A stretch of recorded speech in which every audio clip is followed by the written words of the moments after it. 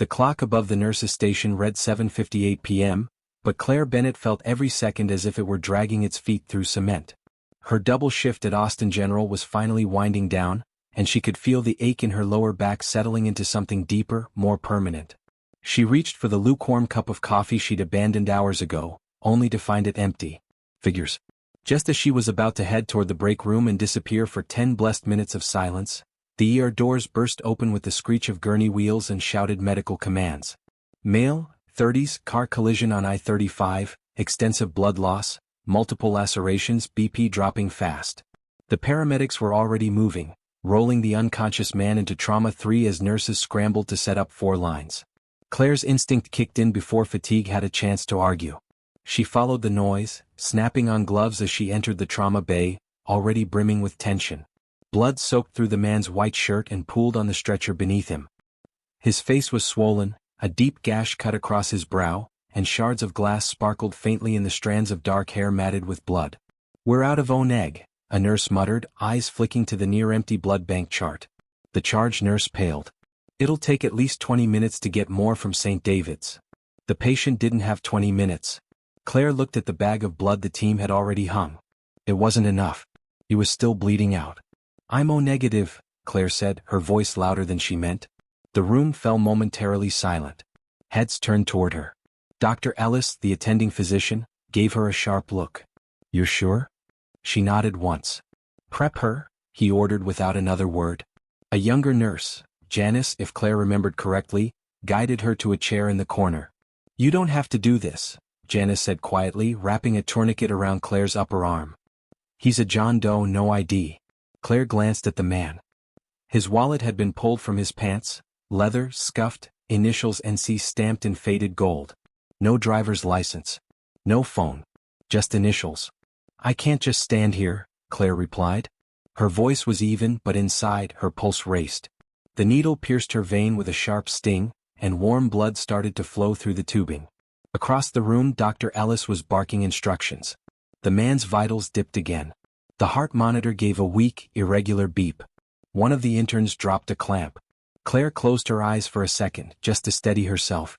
She could feel the weight of every heartbeat, his and hers, beating against the buzz of fluorescent lights and the antiseptic haze of the ER. Blood filled the collection bag rapidly. A tech connected it to a transfusion line, and within moments, Claire's blood was flowing into the stranger's veins. The monitor beeped erratically, then steadied. A long breath released from one of the nurses. Claire exhaled too, unaware she'd been holding it. As her blood flowed, so did the memories. Her mother's voice came unbidden, gentle, always calm under pressure. "You give when you can, Claire. Even if no one remembers, God does." Mary Bennett had been a nurse for nearly 40 years in small-town clinics around Texas. Widowed young, she had raised Claire alone, working night shifts and teaching her daughter to find dignity in service. Claire remembered how her mother would come home in the early hours, hair askew, hands scrubbed raw, but always smiling when she saw her. Claire had followed in her footsteps without hesitation. And yet, nothing in nursing school had prepared her for the toll, the bone-deep exhaustion, the endless pain etched on strangers' faces, the helplessness. But this moment, giving a piece of herself to keep someone else breathing, this she understood. Janice was watching the patient closely, but then her expression changed. Her posture stiffened slightly, her mouth parting as if she were about to say something, but she didn't. Her eyes lingered on the patient's face. Claire noticed but was too dazed to ask. Another nurse whispered, "Vitals are holding." Claire blinked, lightheaded. The rubber band around her arm was loosened. Someone placed gauze at the puncture site and taped it gently. The room blurred. She heard Dr. Ellis say, "Stabilized for now," but the words felt like they came from underwater. Claire's body slumped against the chair as the adrenaline drained from her. Janice knelt beside her, hand on her shoulder. "You're okay. You did great." Claire mumbled something in response, not sure what. She looked toward the man on the gurney. His face was calmer now, his chest rising steadily beneath a clean sheet. Her vision dimmed at the edges. Her last thought before slipping into unconsciousness was simple. "Who are you, NC?" The monitor kept beeping. And outside, the sun had long since gone down. Claire returned to work the next morning running on autopilot. Her limbs still ached, and the faint bruise on her arm from the transfusion pulsed beneath her sleeve like a secret reminder. She'd barely slept. Every time she closed her eyes, she saw the blood-streaked gurney and the erratic beeping of the heart monitor. It wasn't the first time she'd stepped in to help during a crisis, but something about last night lingered, too quiet to name, too loud to ignore. The hospital halls were their usual chaotic hum of pagers, footsteps, and hushed conversations. Claire moved with practiced calm, reviewing charts and scanning monitors, until a message pinged on the nurse's hub. Dr. Park requests Nurse Bennett in room 6B. She almost ignored it. 6B was part of the recovery wing, rarely her responsibility. Still, Dr. Park wouldn't have paged without reason. She made her way down the corridor, the beige walls blurring past her as she mentally rehearsed answers to questions that might come. About the transfusion, the paperwork, the patient. The one with no name. Claire knocked softly and stepped inside. The room was brighter than most, sunlight leaking in through partially opened blinds and casting long shadows across the floor. The faint scent of antiseptic lingered in the air, but it was quieter here, removed from the chaos of trauma bays and urgent care. The man in the bed was propped slightly upright, his face turned toward the window. Wires ran from his chest to a monitor that pulsed a steady rhythm. His face was still bruised, faint swelling along the temple, a line of gauze across his jaw, but beneath the damage, his features were striking. Sharp cheekbones, defined jaw, lips slightly parted as he breathed deeply through a nasal cannula. His dark hair had been combed back, though a few strands had fallen loose. Claire approached carefully, clipboard in hand. "Vitals check," she murmured more to herself than to him. His blood pressure was strong. Heart rate normal. Skin tone improved. She reached gently for his wrist to take a pulse, but before her fingers could wrap around it, his eyes fluttered open. There was a long pause before he spoke, his voice low, slightly hoarse. "You were the one?" His gaze drifted up to her face with a strange softness. Claire hesitated. "I was part of the team." He blinked slowly. "No. It was you." His lips lifted in the faintest trace of a smile. "You gave me blood." Claire tried to smile, but the tension in the room made it falter. She'd faced countless patients before, but something about the quiet certainty in his voice unsettled her, not in a threatening way, but in the way someone seeing too much of you too soon might. She adjusted the cuff on his arm, trying to maintain professional detachment. "Let's focus on your recovery." From the corner, Janice entered with a tray of medication. She paused mid-step when she saw him awake. Her eyes met Claire's briefly, and something unreadable passed between them. Then Janice looked away, setting the tray down without a word. Claire frowned slightly. She'd rarely seen Janice rattled by anything. The man shifted in the bed, wincing as he adjusted his weight. "What's your name?" he asked, his voice still soft but less strained. Claire hesitated. "Claire." He nodded slowly. "I'm Nathan." She paused at that. The name nudged something in her memory. Caldwell. The chart had mentioned it. She hadn't thought much of it last night. It had been chaos and the ID was unconfirmed. But now, hearing it aloud, it rang faintly familiar. She smiled politely. "I'll be back in a bit with Dr. Park." She stepped out of the room, the door clicking softly behind her. In the hallway she lingered for a moment, her heart oddly unsettled. Claire pulled out her phone, her fingers moving almost without thought. Nathan Caldwell. She typed it into the search bar, waiting. Within seconds the screen filled with headlines. Caldwell Industries CEO hospitalized after hit and run. Nathan Caldwell, the reclusive tech billionaire behind ArcTech. Photos of a younger, sharper version of the man she had just left appeared. Boardrooms, keynote stages, a glossy magazine cover with the words "The Billionaire You've Never Met." Claire stared at the screen. She barely registered Janice walking past her. Later that night, long after her shift had ended, Claire sat curled on her couch, the room dim except for the soft glow of the lamp beside her. The article headlines repeated themselves in her mind. Reclusive. Billionaire. CEO. But what stuck with her more was how he'd looked at her, like she wasn't just the nurse who saved him, but someone he somehow already knew. She glanced again at the image from the hospital's intake files. Attached to the name was a photo of a wallet's contents. She zoomed in. Tucked behind a folded insurance card was a worn, creased photograph. A woman in scrubs, laughing, her hair pulled into a tight bun. Claire squinted, a chill running through her. The woman looked vaguely familiar. But from where? The file gave no answer. Just the initials again, NC. Claire shut the file and leaned back on the couch, her mind swirling. Nathan Caldwell. A stranger. A survivor. And somehow, maybe not so much of a stranger after all. The days that followed settled into a rhythm that felt strange in its softness. Nathan Caldwell remained in room 6B, his recovery steady but intentionally unhurried. What began as routine check-ins morphed into longer conversations, and Claire, to her own surprise, didn't resist. At first they talked in clipped tones, vitals, medication, prognosis, but slowly the lines blurred. She found herself lingering after finishing her rounds, pulling up a chair under the guise of double-checking charts. He'd sit up straighter when she entered, his expression lightening in a way that felt unguarded, even curious. He asked questions. Not the superficial kind patients usually asked nurses. He asked about her past, what drew her into medicine, what she did on weekends, not with the idle interest of someone passing time, but with the focus of a man genuinely trying to understand. Claire hesitated at first.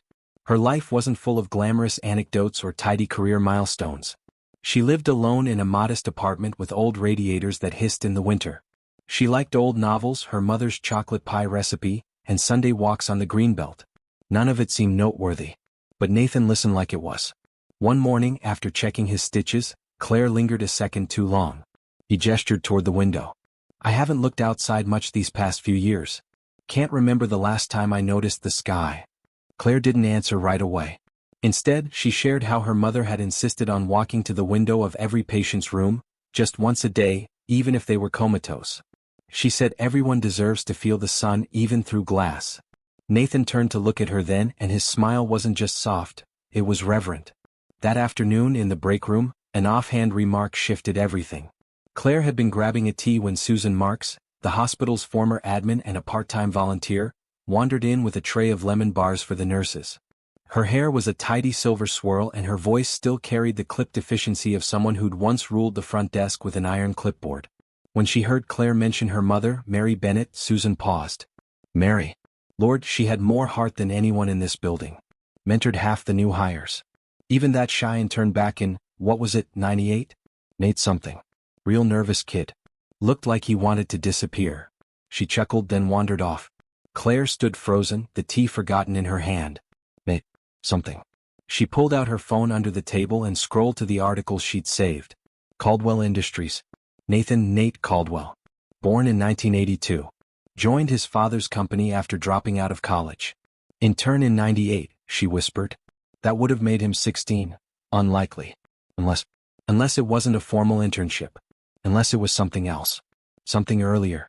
That night, Claire sat on her couch, wrapped in the worn blue quilt her mother had sewn years ago, trying to fit the pieces together. Her mother had never mentioned him. But then again, Mary Bennett rarely talked about herself. Her generosity was boundless, but her pride in what she gave stayed tucked away, like one of the dozens of thank you cards Claire had found in shoeboxes after her mother's funeral. She'd read every single one of them through tears. 3 days later, Claire came home from an unusually quiet shift to find a cream-colored envelope wedged under her apartment door. No postage. No return address. Just her name, handwritten in neat, slanted script. Inside was a folded letter and a check. Claire stared at the numbers so long she forgot to breathe. $2,500,000. Her hand trembled. She read the letter slowly, her eyes blurring halfway through.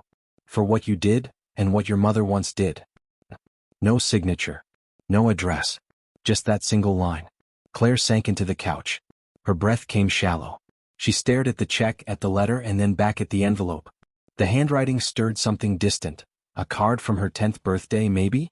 No. Something older. Something buried. She set the check down gently, like it might vanish if touched too quickly. She tried to think, tried to rationalize it. Gratitude. Guilt. A billionaire's impulse. But none of those explanations sat comfortably. There was something more in those 10 words. Something personal. Something deeper than a thank you. Her eyes drifted to the window, where the last light of day was fading into a quiet violet. Somewhere in room 6B, a man who barely looked out windows was now watching the sky again. A man who claimed to be alone.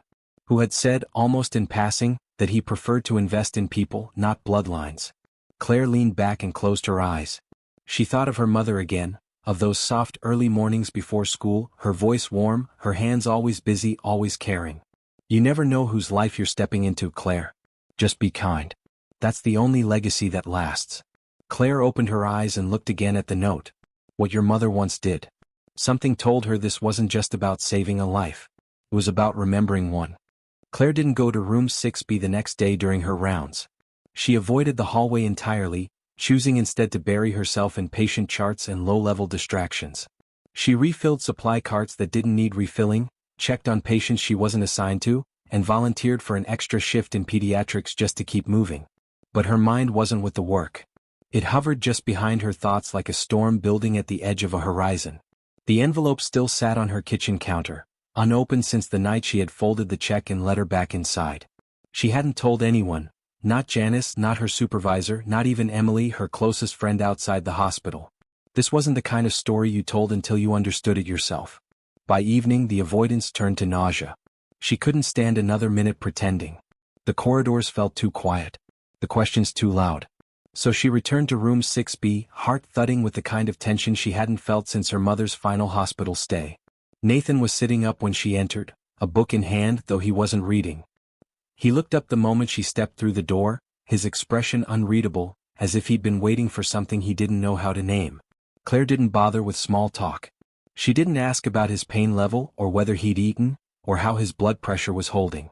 She simply walked to the foot of the bed and stopped. "Did you know my mother?" The question came out quiet but direct. Nathan blinked slowly, then set the book on the tray table beside him. He looked tired in a way Claire hadn't seen before. Not physically, but like a memory had been sitting heavy on his chest for too long. He nodded once, eyes not leaving hers. "Yes," he said after a pause. "She saved me. Long before you ever did." Claire stood still, her hands clasped in front of her, fingers unconsciously pressing into her palm.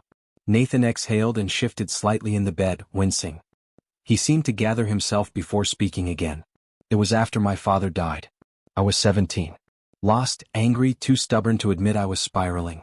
I ended up in a community clinic outside San Marcos. Voluntarily, technically. But not really. I hadn't slept in days. I hadn't eaten in longer. I was thinking things, dark things." His gaze dropped for a moment, the words catching. "Your mother was working there. I didn't know her name at first. Just this woman who asked me if I'd eaten and then handed me a granola bar before even saying hello." Claire felt her throat tighten, a familiar ache pressing behind her eyes. Nathan looked up again, his expression shifting into something softer, more vulnerable. "She didn't treat me like a case file. She didn't ask why I was there, not right away. She just sat next to me. She talked about the weather, her garden, a cat that kept stealing her socks. She told me she once fell asleep in the on-call room and woke up with a thermometer stuck to her forehead." He laughed quietly, almost to himself. "I think she made that up. But it made me laugh. And that mattered more than she probably knew." Claire felt her breath catch. That story about the thermometer was real. Her mother had told it at Thanksgiving once, half joking, in between bites of pie. Nathan reached slowly to the drawer in the nightstand beside him. From inside he pulled out a photograph. Worn at the corners, the image had softened with age. He held it out. Claire stepped forward and took it. It was her mother, 20 years younger, hair pulled back, a gentle smile across her face. Beside her stood a teenage boy, thin, pale, dark-haired, with a guarded expression and shoulders hunched as if unsure he belonged in the frame. Claire stared. "Nathan, even then." "I kept it," he said quietly. "I was too embarrassed to tell her who I was. Caldwell. I'd come from money. From a reputation I didn't want. I felt ashamed to be seen at a clinic like that. But she never made me feel like less." He paused. "She made me want to live." Claire's eyes blurred. A tear slipped down her cheek before she could stop it. Nathan watched her but didn't reach out. He let the silence settle around them like a kind of shared reverence. "She would have said she was just doing her job," Claire whispered. Nathan's voice was steady. "She did more than a job. She gave me a future." He looked at her fully now, eyes sharp with intent. "And I want to honor that. I want to start something real. A free clinic. Here in Austin. For people like I was. For families. For anyone who can't afford to wait until it's too late."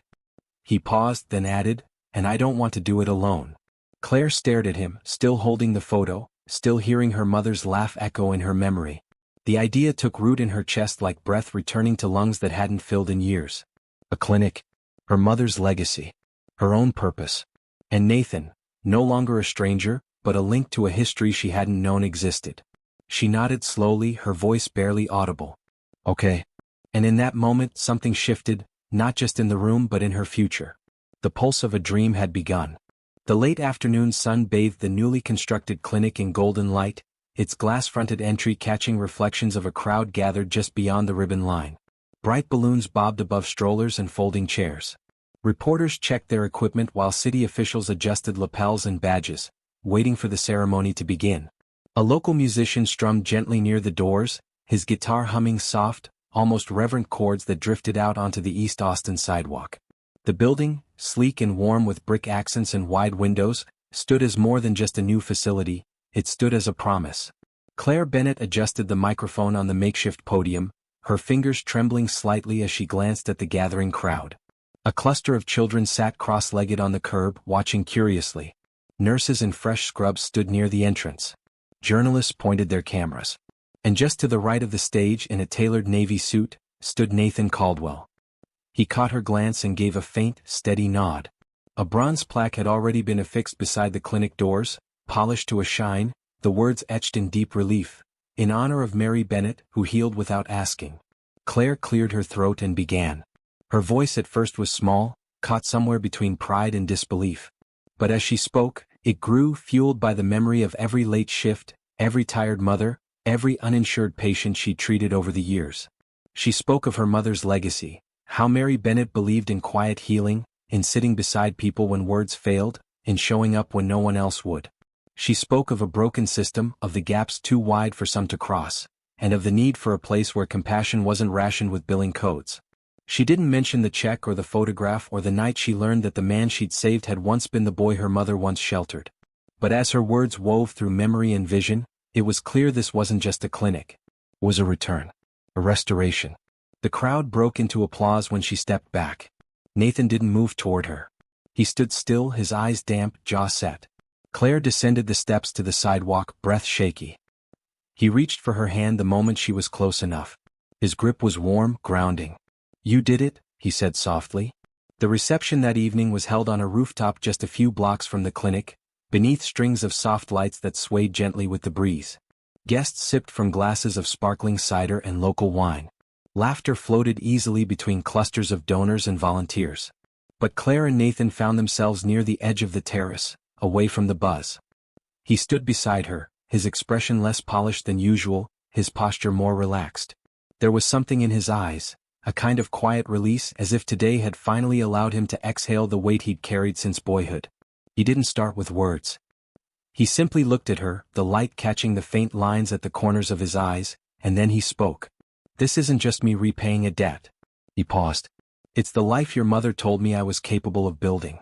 And you," his voice caught for a moment, "you brought it full circle." Claire felt her chest tighten with emotion. Her hand found his again, fingers interlacing. The night air curled around them, and for a moment the world quieted. Nathan leaned forward, gently brushing his lips against hers, not a grand, cinematic kiss, but something softer, more certain. When they pulled back, she whispered, "Now we both get to live the life we owe to her." Later that night, after the last guest had gone and the champagne flutes had been packed away, Claire returned home. She didn't change or shower. She walked to the bookshelf in her living room and pulled down a battered navy blue journal. The spine cracked softly in her hands. It had belonged to her mother, a gift from a friend, filled with notes about patients and prayer requests, grocery lists, and the occasional piece of advice scribbled in the margins. She hadn't opened it in years. Not since the funeral. Tonight, she flipped through it slowly, the pages curling slightly at the corners, the ink faded but legible. About halfway through, a familiar entry caught her eye. The handwriting was unmistakably her mother's, neat, looping. Nathan C. A quiet boy with pain in his eyes. Talked about feeling invisible. I gave him a granola bar and made him laugh. He smiled just once. I hope he finds someone to believe in him. Claire stared at the words, tears forming without warning. She pressed her hand over the page, her fingers trembling. She had found him. And somehow he had found her. Outside her window, the lights of East Austin shimmered, and somewhere the night shift lights in the clinic her mother had inspired glowed softly through the dark. Claire closed the journal and held it to her chest. She didn't say anything aloud. She didn't need to. The circle had closed. And the healing, now, had truly begun.